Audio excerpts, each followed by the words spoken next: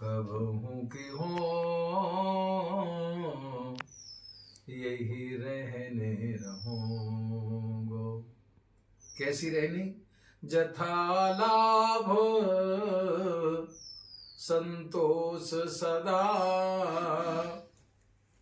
काहू सो कछु न चाहूंगो। जथा लाभ, ये द्रक्षा लाभ संतुष्टो द्वंद्वातीतो विमस्रा। जितना हमें ठाकुर जी कृपा से प्राप्त होगा उसी में संतोष मान लेंगे। आठम जथा लाभ संतोषा। वो रामायण में विनय पत्रिका में कोई विशेष अंतर नहीं है। नहीं। जथा लाभ संतोष सदा, काहू सो कछु न चाहूंगो। किसी से और कुछ भी, किसी से और कुछ भी नहीं चाहूंगा। परहित निरत निरंतर मन, परहित बस जिनके मन माही, तिनको जग दुर्लभ कछु नहीं। तो संतों संत बिटव सरता गिरधरनी, परहित हेत सबन की करनी। तो वो कहते हैं कि परहित निरत निरंतर, थोड़े बहुत समय के लिए नहीं, निरंतर कंटिन्यू। परहित निरत निरंतर मन, क्रम वचन ने मुनि बहूंगो। मन से, वाणी से और कर्म से इन नियमों का निर्वहन करूंगा। है? अब ये देखिए कि जथा लाभ संतोष सदा, मैं हर परिस्थिति में संतोष बनाए रखूंगा।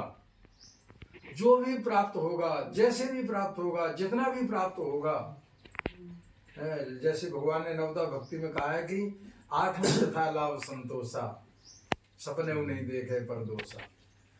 तो मतलब काहू सो कछु न चाहूंगा, किसी से और कुछ भी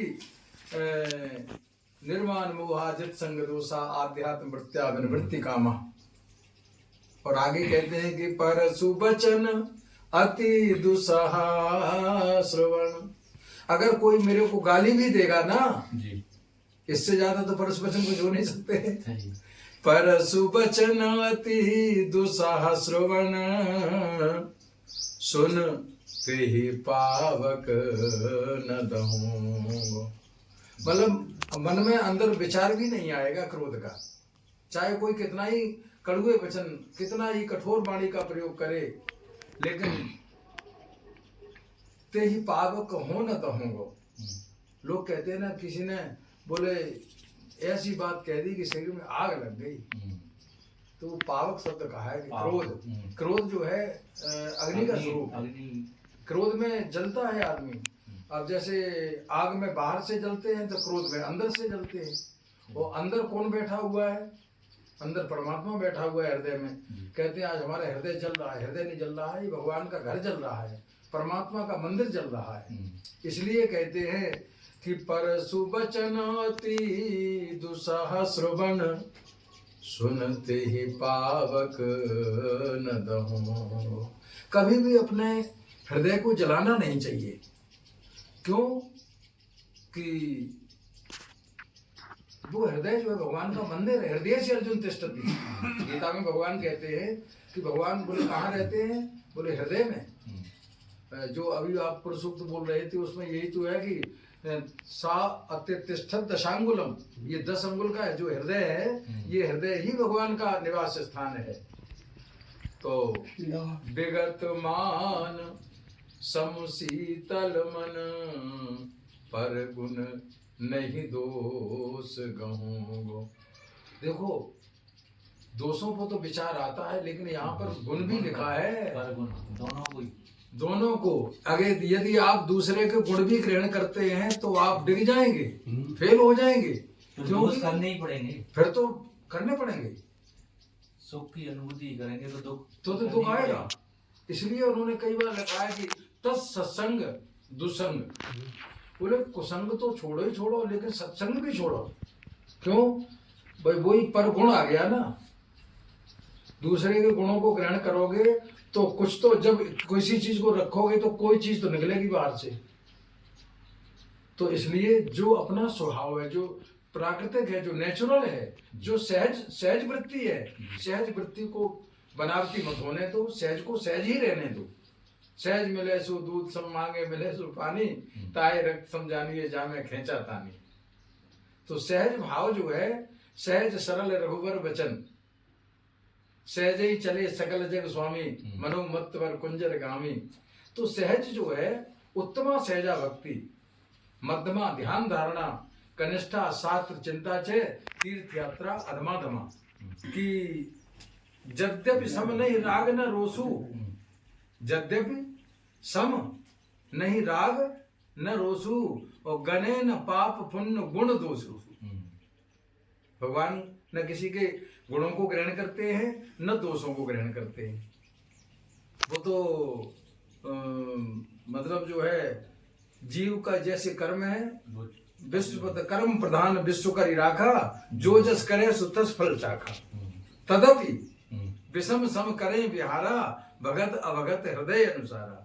यद्यपि कर्म प्रधान है, लेकिन फिर भी भक्त और अभक्त के साथ भगवान का व्यवहार में थोड़ा अंतर आ जाता है, पूरा अंतर आ जाता है। जो भक्त है उसके लिए भगवान थोड़ा सा छूट दे देते हैं, और अभक्त को छूट नहीं मिलती है।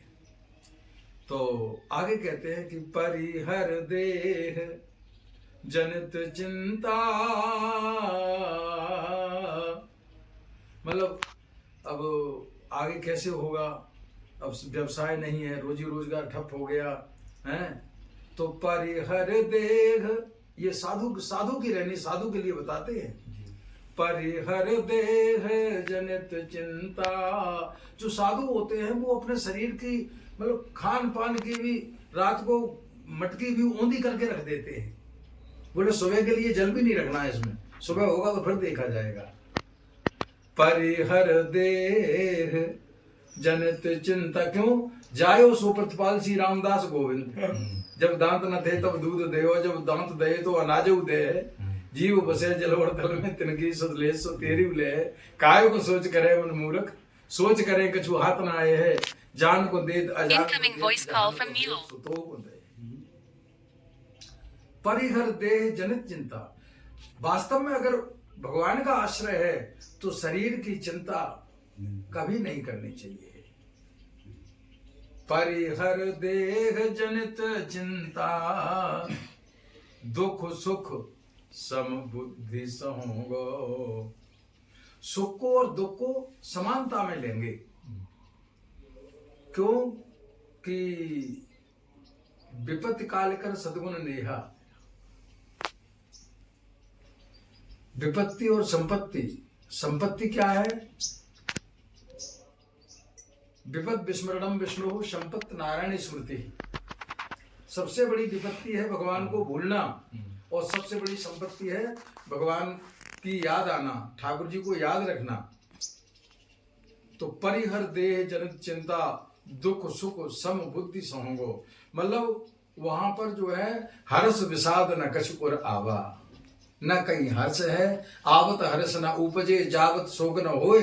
जो ऐसी करनी करे तो ग्रह बन जोगी हो। Incoming voice call from. तो कहते हैं तुलसीदास प्रभु यही पथ रहे।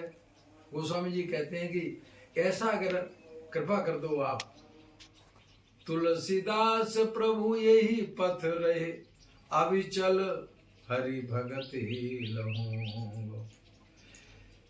हम भक्ति तो करते हैं, लेकिन हमारी भक्ति अविचल नहीं है। हम मतलब हर्ष में भी, विषाद में भी, सुख में भी, दुख में भी, हानि में, लाभ में, अभी हमें इन सब चीजों का मतलब हमारे ऊपर असर रहता है। ये मीरा जी ने गोस्वामी जी को पत्र लिखा था कि मैं भक्ति करना चाहता हूँ, लेकिन क्या करें, ये संसार बड़ा विलक्षण है, ये आपके पास आने से मुझे रोक रहा है। तो आप मुझे उचित राय दें कि मैं इस समय क्या करूं, बड़ा धर्म संकट में। गोस्वामी जी ने जब पत्र पढ़ा तो तत्काल ही उत्तर लिख दिया, बोले जाके प्रिय ना राम वैदेही, तजिए ताही वैरी सम यद्यपि परम स्नेही